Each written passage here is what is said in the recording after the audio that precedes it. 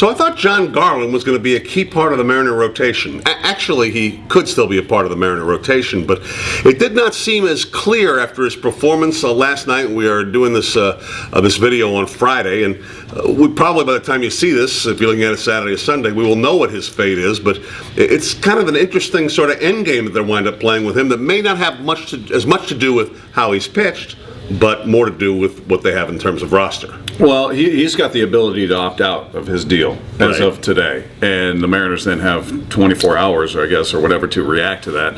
But if he were to opt out, go elsewhere, the upside to that would be, if you're feeling like that was a big loss, is that it would probably put them in a position where, roster-wise, they don't have to make that adjustment. If they bring him on, they're going to have to get somebody off that roster. Right, 40-man roster. He's a non-roster invitee. Yeah, so that means somebody's got to go.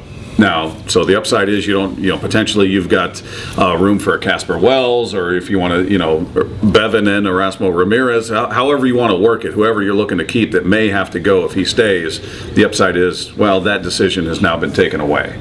So, it's hard to tell. Yeah. Spring training, he's pitched pretty well. It's, do they see him, and if he's a guy they look at and see him pitching right now and saying, this guy can help us, then I'm willing to make that roster move. Mm-hmm. But if he's a guy that they're kind of in between on, I'd much rather. We talked about Casper Wells before, and not that I think he's a world beater, but I think he's a very solid number 4 outfielder out there. So if this can have a positive byproduct, side effect, if you will, by keeping him around, I'm for it. They do have some depth there. We've been talking about this battle for the end of the rotation for the last couple of weeks.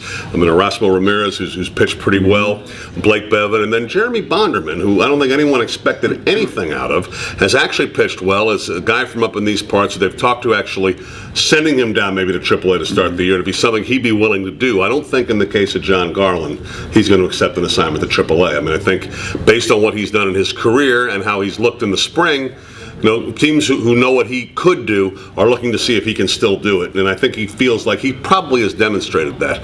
So it's going to be a tough call for the Mariners a little bit at this point. If they only think of him as a 4th or 5th starter, I think they let him go. If they see a guy who can win 15 or 18, you're right, man. He has to stay. Yeah, and if the Mariners don't want him, as he said, he expects a call from somewhere else. He'll be hanging by the pool in the meantime. Yeah, we'll be hanging with him, by the way.